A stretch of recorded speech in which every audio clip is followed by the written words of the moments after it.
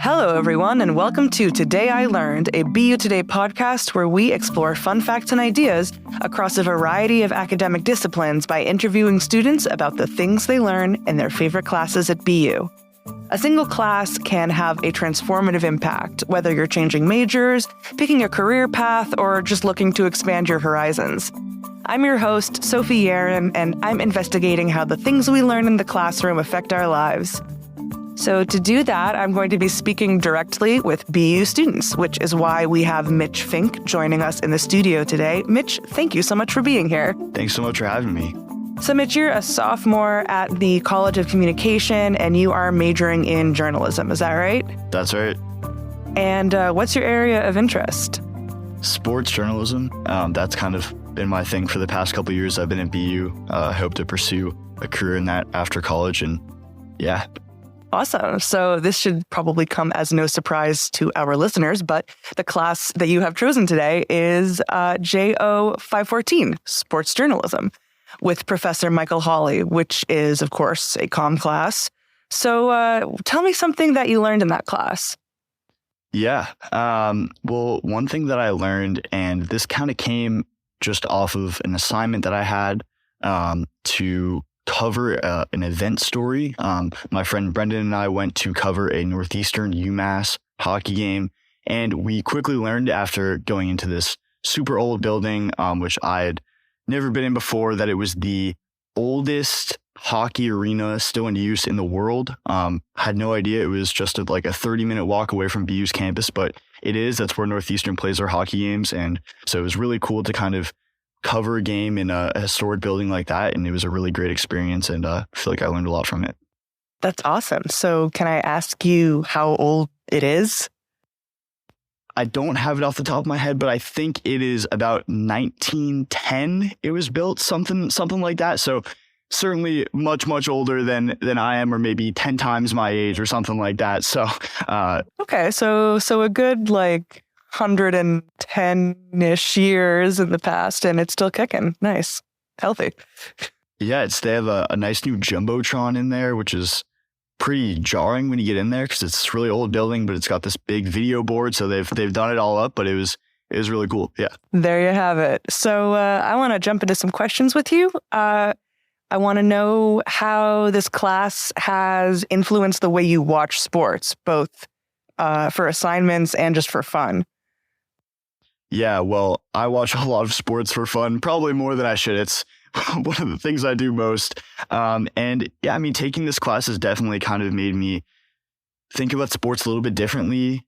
I think one of the biggest ways is watching mid-game, post-game interviews. That's one thing that we've really kind of honed in on in this class, is how to ask good open-ended questions if you're in that kind of sideline reporter role. So whenever I watch a sports game now, after we had our discussion about that, I always think is that a good question? And, just kind of watching sports with kind of the eye of what a beat writer would think about it, because Professor Holley was a beat writer, and that's, what my dream job is. So learning more about that has kind of influenced me as a sports viewer in that way. Got it. So let's talk about Michael Holley for a second, the professor of sports journalism. Tell me a little bit about his experience in the field and how he brings that sort of real world perspective to the classroom setting. It's definitely been really cool to learn from someone with his experience and expertise. He was a Globe sports writer, I believe, covering the Celtics and I think the Patriots as well a while ago. So that's obviously really cool. And then he's on the radio now on, I think it's in affiliation with NBC Sports Boston, if I think that's right. So it's pretty cool. A lot of my friends in the Boston area kind of know who he is from listening to him on their drive home or whatever, that kind of thing. So that's really awesome to be able to learn from someone who's in the Boston sports media market and still kind of doing their thing and covering sports. So he certainly has a ton of experience and has had a really versatile career. What's a recent tip he's given you for sports writing? Yeah, this one time I was in office hours kind of asking him about this project that I'm working on, and he referenced The Metamorphosis by Kafka, which was kind of like a weird kind of segue into sports journalism, but it really made sense. He told me that it was important to kind of keep the lead into an article simple and clear. I was trying to kind of overdo this lead, and he told me, maybe keep it simple. He said the beginning of the metamorphosis is just, well, I forget the name of the bug, but he's just a bug, like the bug laid on the table or something, just very kind of mundane and simple. And that was the lead into the story. And that was really helpful. It kind of made me try to overthink the article less and do it in a more simple fashion.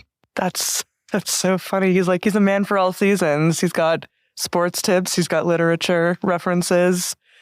Funny.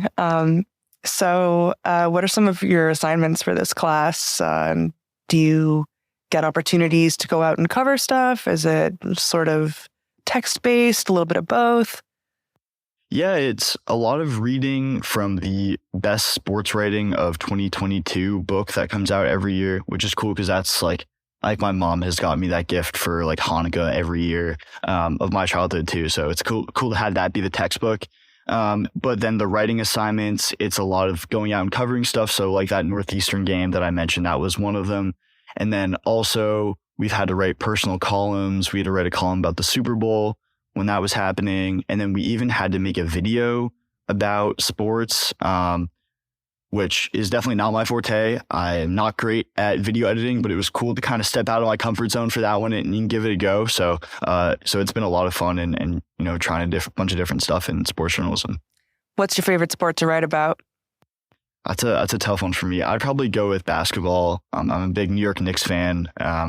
So hoping they can pull through in the playoffs. But I love writing about that. But really any sport, hockey, baseball, even football. I just really love writing about the competition of sports. I think it's awesome.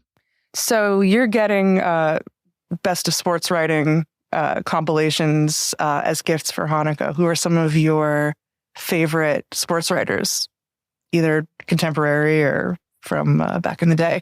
Yeah, there's so many. I think the beat writers for my teams that I cover the most, like I'm subscribed to The Athletic. So this guy, Fred Katz, who writes about the Knicks, is someone I read, and he's not like the most like poetic feature writer ever, but he just like understands the game so well, and he's able to convey that really well to the reader, which I like appreciate so much. And then in terms of like feature writing, I really like Miran Fader, who writes The Ringer. I think her stuff is awesome. And then more like legendary sports writers, like going back to Frank DeFord, but even people like Wright Thompson, Lee Jenkins. There's just like so many people that I love reading. So, yeah. So for all these people, I mean, what are some elements of the craft that a sports writer has to know that might be different from a general assignment journalist?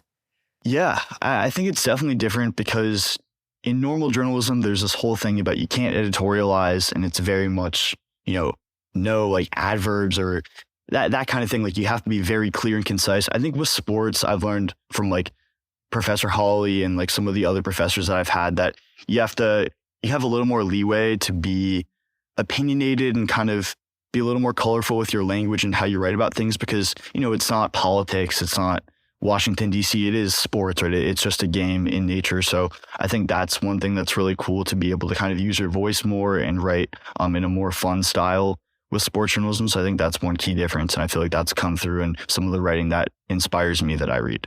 So does this class get into sort of the history of sports journalism and sort of the evolution of the craft? That's kind of where the class started. We watched this video about the history of sports journalism and kind of went through it, how it evolved over the years, how it's kind of turned into more of an online thing, but also about player empowerment. One thing that's become really prominent in the NBA especially is former players starting podcasts themselves and kind of breaking news. Like instead of a player who's in free agency, let's say, going to the newspaper to break that news, maybe they just put up a tweet about it or post on Instagram. That's something that's kind of really like shaping how sports journalism is today, because you have to find new ways to break news and kind of write stories and find unique angles when the players themselves have a voice. So that's something that we've kind of talked about, that evolution. Do you talk about sports politics at all, which is definitely a hot topic sort of recently? Yeah, I feel like sports politics is always a hot topic. There always seems to be something kind of brewing at that intersection. And yeah, I feel like it's kind of hard to talk about sports without talking about politics because there's so many athletes that use their voice to express their political views and those kind of things collide. So yeah, I mean, we've certainly talked about it, and that's been, an interesting part of the class too. Cool. Yeah. So how would you maybe pitch this class to somebody who's interested? I would say if you like sports, and even if you don't like sports, I feel like it's an interesting class. Like, I have friends in sports journalism who are like sports lifers like I am, but there's also people who really don't know that much about sports who I feel like have also enjoyed the class, because it's just like, I mean, I feel like Professor Holley's really enthusiastic about it. And when a professor's enthusiastic, I feel like it makes the class a lot more fun.